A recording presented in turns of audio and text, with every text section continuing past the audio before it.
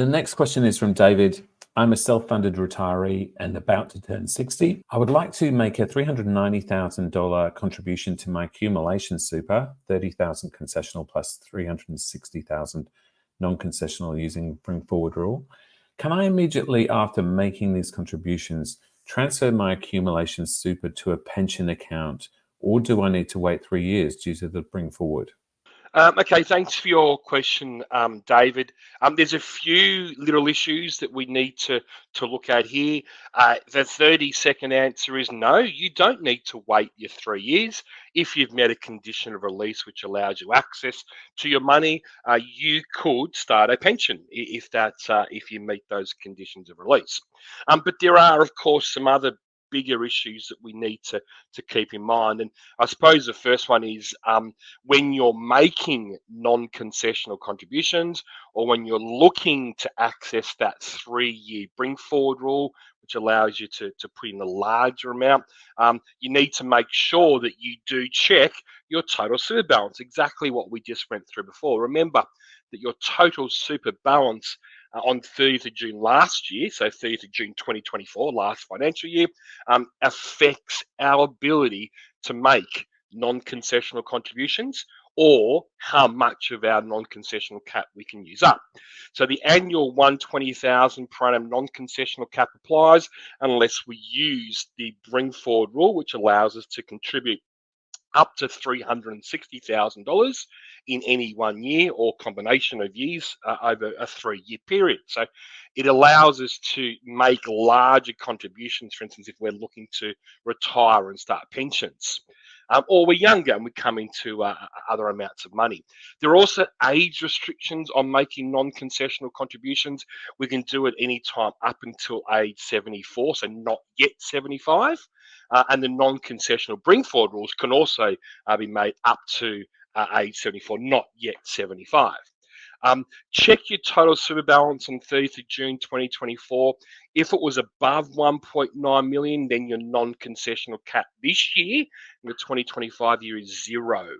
So if you're not below that general transfer balance cap, but if your TSB is not below that 1.9 million, then your non-concessional cap is zero. Any amount you make this year will be excess. If it was between 1.66 and 1.9 million, I'll show you that shortly, then you may have reduced access to that 3-year bring forward rule. You mentioned, can you do this now? Well, of course, you need to check all of those things, your TSB, to make sure you fall within those levels. And also just think about whether you may have triggered the 3-year bring forward rule last year or the year before, or even say 2022 or 23. Are you still within that 3-year period? If so, think about how that might affect you. For those looking to make larger non-concessional contributions under the 3-year rule, this is quite an important slide. The left-hand side looks at what your total super balance was on 30th of June last year, and then how much you can use under the non-concessional contribution cap rules this year. So, for instance, as I mentioned before, if your total super balance is 1.9 above 1.9 million, then your non-concessional cap this year is zero. Any amount will be excess. If your total super balance was below 1.66 million on 30th of June 2024, then you could use the full 3-year bring forward rule, allowing 360,000 to be contributed. So please do keep these in mind, especially if you do fall between those two brackets, because it may restrict how much you can contribute using the non-concessional contributions.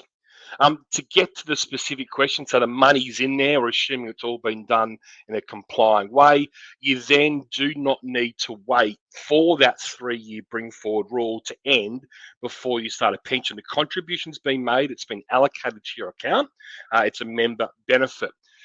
In order, of course, to start the pension, you do need to meet a condition of release that allows you to access your super benefits. Now, when I look at the question that has been posed, you're probably falling into that bottom blue box there, which is retirement after age 60.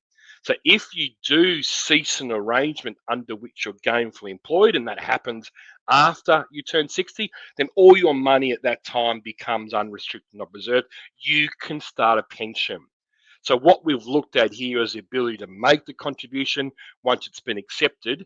If you meet a condition of release that we're looking at on this slide, you can then start a pension. You don't need to wait for that 3-year period to come to an end. When it comes to non-concessional contributions, there are some tricky things to be aware of, as I mentioned, with those sort of brackets on balances. Jump on and have a look at the non-concessional super contributions guide. It takes you through all that, and it might just be a handy reference tool for you if you're looking to make sort of a larger non-concessional contribution amounts. It's something certainly worth looking at. If you're someone now looking to then access your money after you've made those contributions, have a look at the recently updated article around accessing super, because this covers all the conditions of release. It sets out all the conditions that need to be met when you want to access some money from super, ranging from retirement through to permanent incapacity. So another great article by Barbara there. Have a look at that around accessing superannuation benefits.